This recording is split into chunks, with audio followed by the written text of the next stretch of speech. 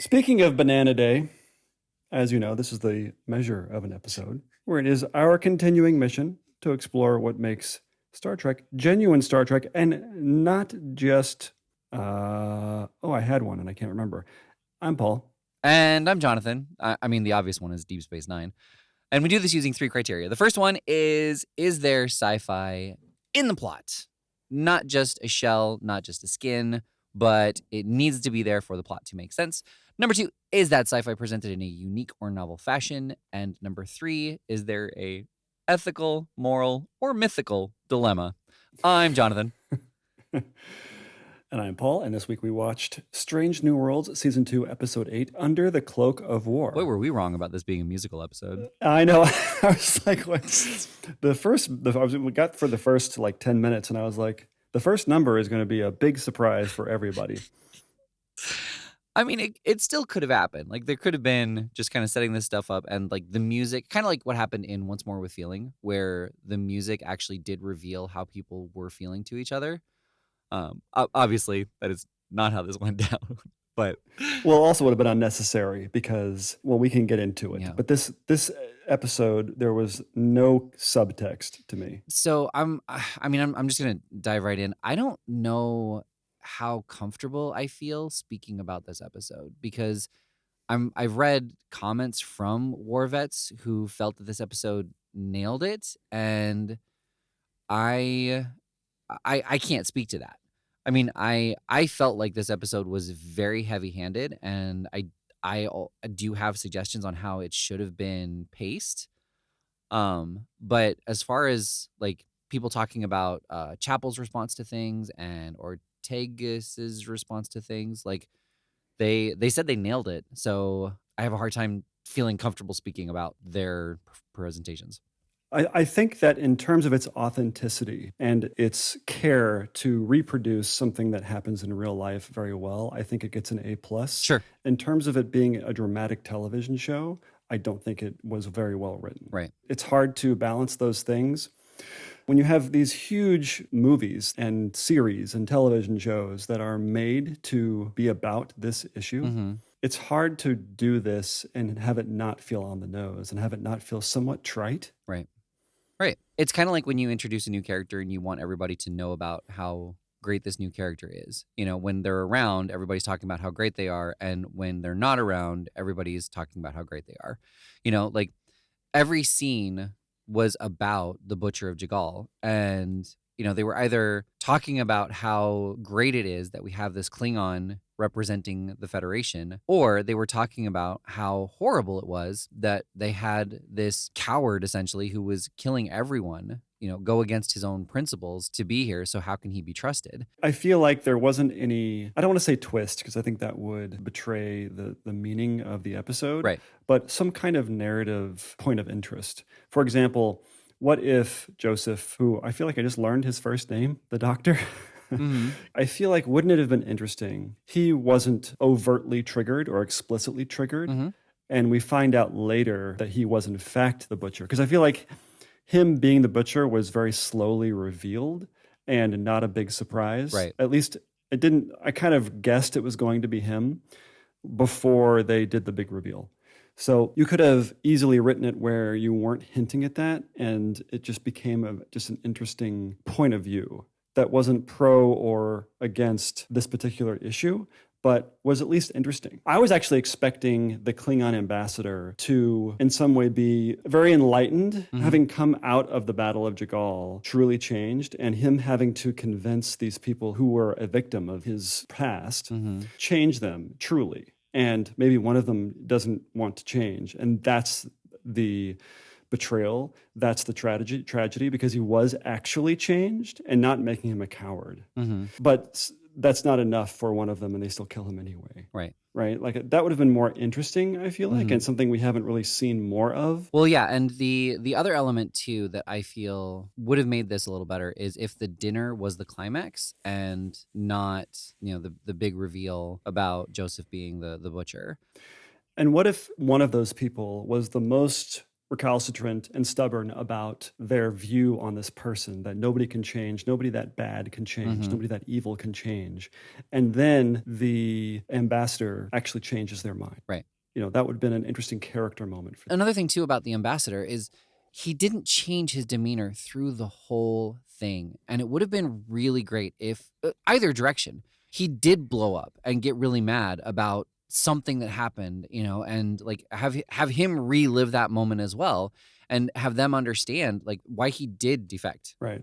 Or, the other way around, like have him learn that Joseph was the butcher and kind of, not get defensive, but like just completely melt down. Klingons don't cry, so he wouldn't cry, but something to illustrate just his absolute remorse about taking this guy's atrocities and putting them on himself. The idea that there could have been a shared redemption theme between the Klingon ambassador and Joseph, that there could have been this moment where they both relate to each other in spite of their polar differences, that would have been more interesting to me. And then he does kill him, right? Or somebody else kills him or something like that. Like he still dies. I think he has to die at the end of this. Yeah.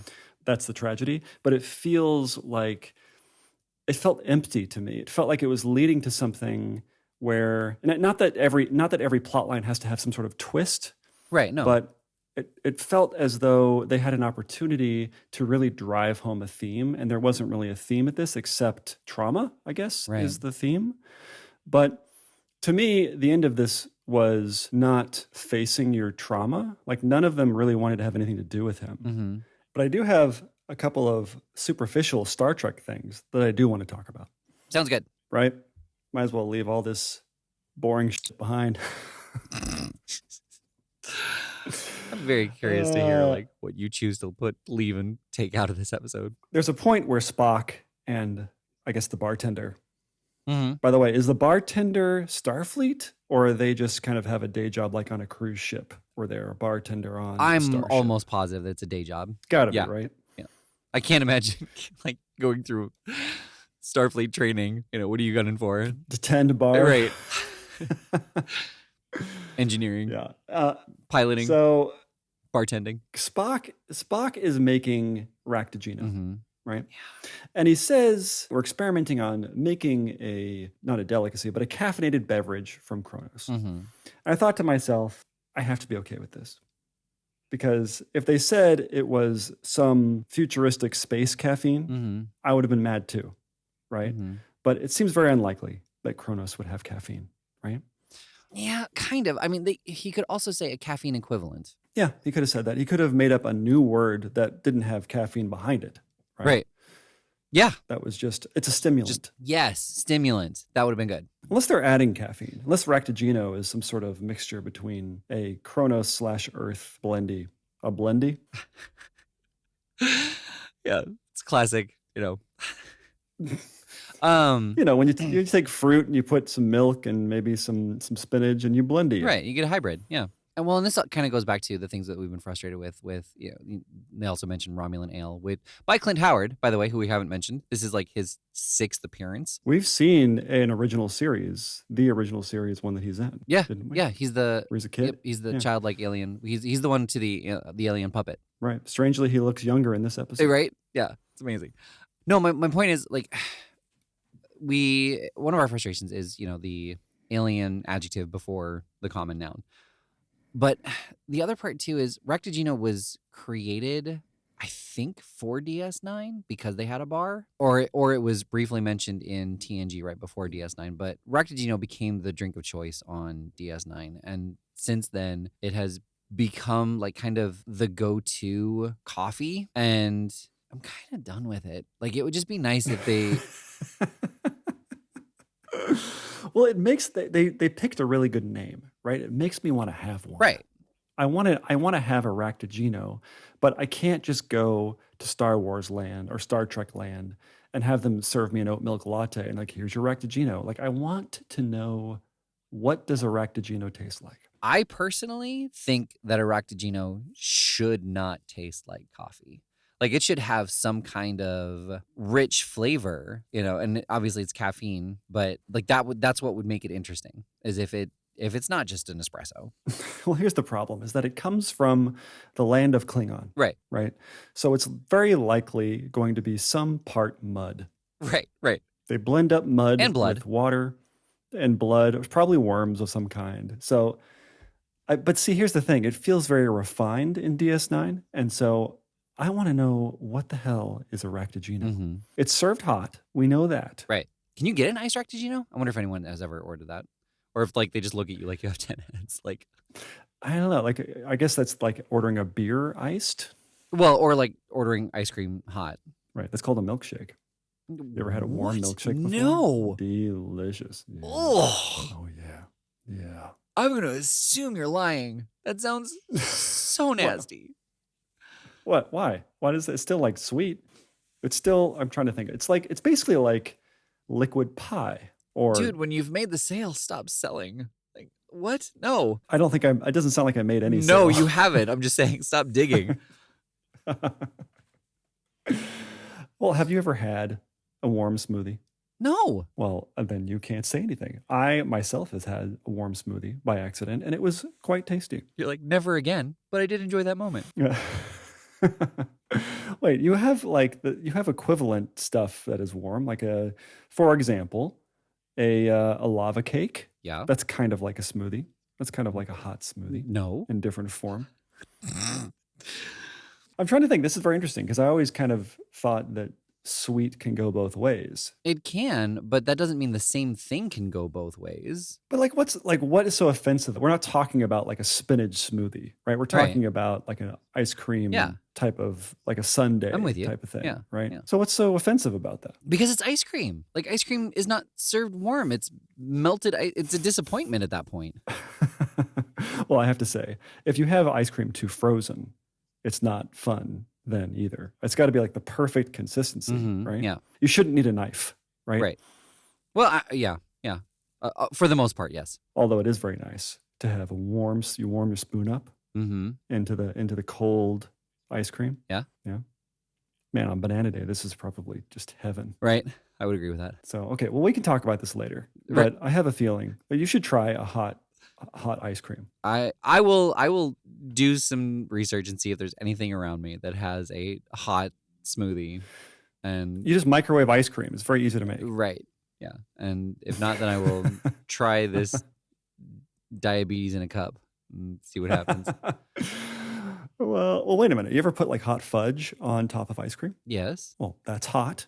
Yes, but it doesn't warm up the ice cream to the point where I'm now like drinking it. I guess that's true.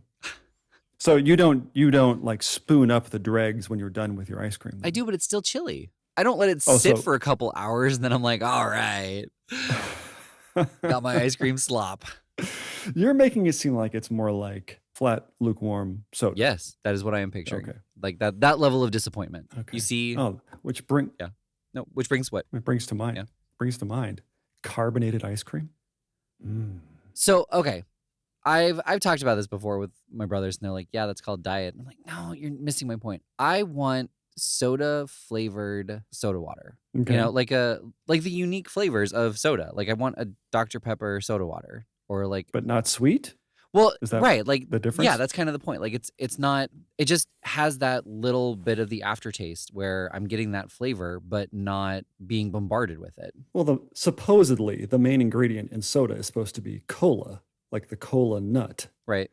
I don't know how close we are to that at this stage in terms of what they make even Dr. Pepper or Coke out of. That's got to exist. There's got to be a cola flavored sparkling water, right? Yeah, I have not seen it out here, so maybe it is a thing, but There's got to be something in Brazil where it's a weird flavor, right? Or in South Africa, somewhere far away from the United States. So anyway, I want to know what a Raktajino tastes like. I mean, it sounds like a great drink that you would order at a coffee shop or a bar. Right. When I think Raktajino, I think like a delicious latte or something. So maybe I just want a latte and call it a day, right? Just keep going to coffee shops and see if anyone ever serves it to you. You're like, can I get a Raktajino? Oh, that would be an amazing, it's like a special code word for nerds. Yeah. I'm doing that next time I go. Next time I go, there's a coffee shop I go to a lot. I'm going to ask for a Raktajino. Yeah. And see, and then when they look at me funny, I'm just going to be like, never mind, I'm going to have this. Right.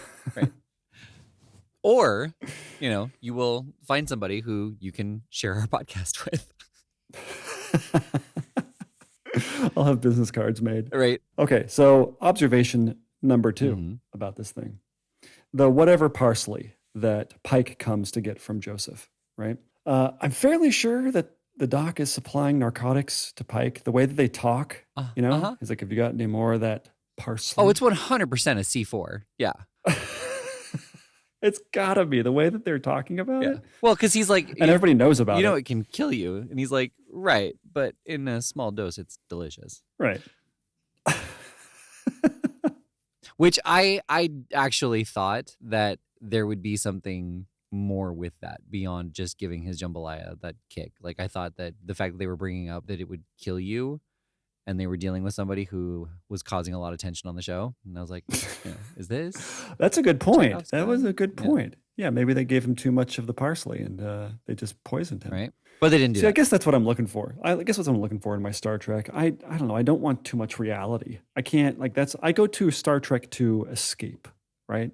And I understand that is somewhat against the mission statement of Star Trek, that there is always real life metaphor, real life allegory that we're dealing with, right? Yes, but that's kind of the point. Like, it's a metaphor, it's an allegory. Like, it's very hard to do an allegory for PTSD and for war experience.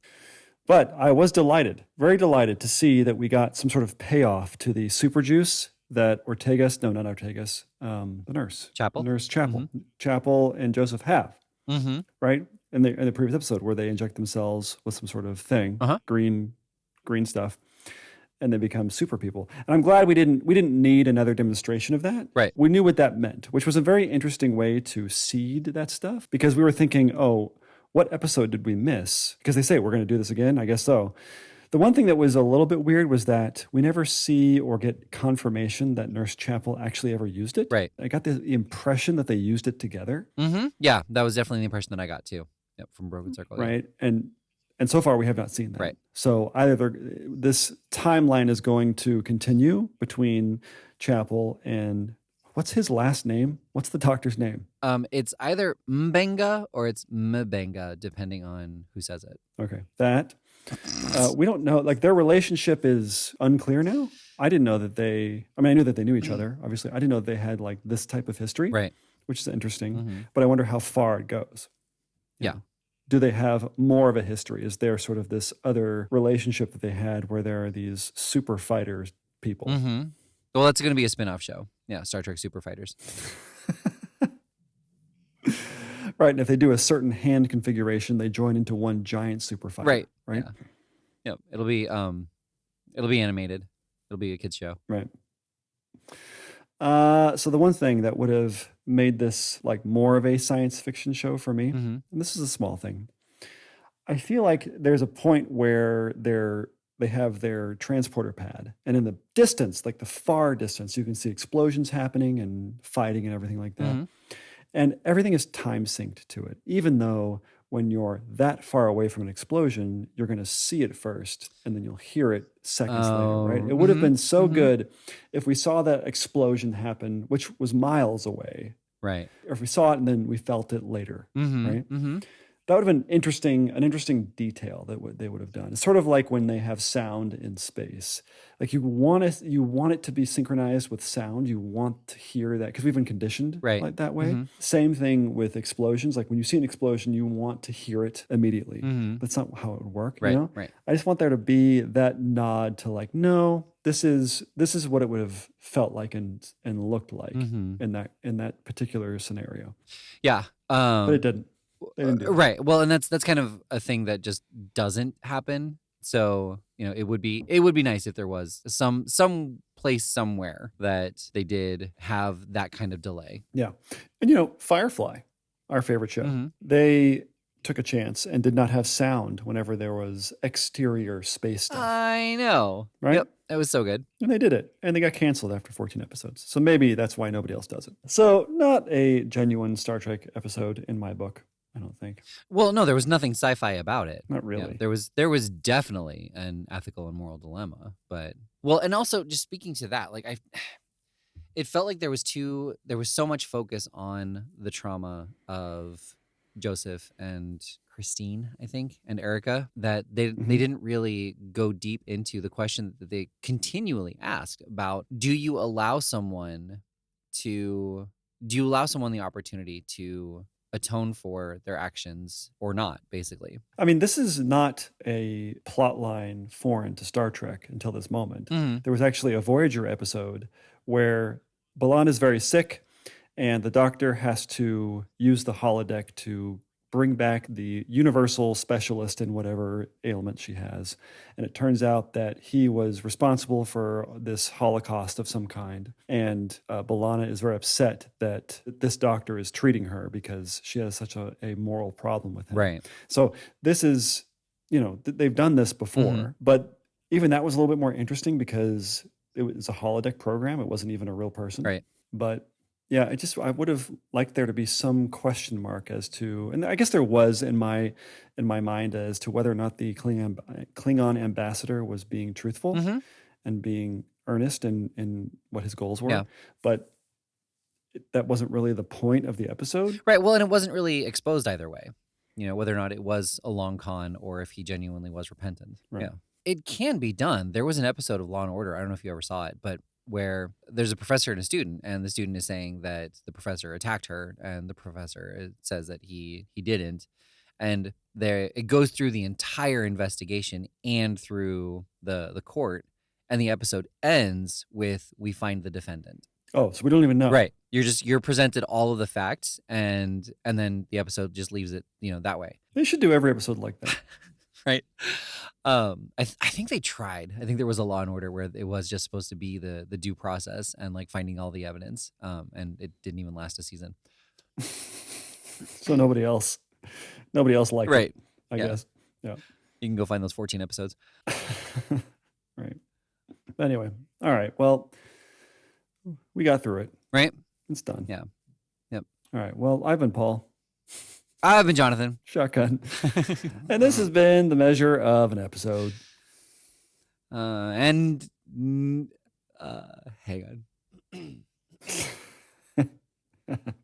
And now we all got through that, but you already knew that. What is that? It's leading into our musical episode. Oh. The Janeway?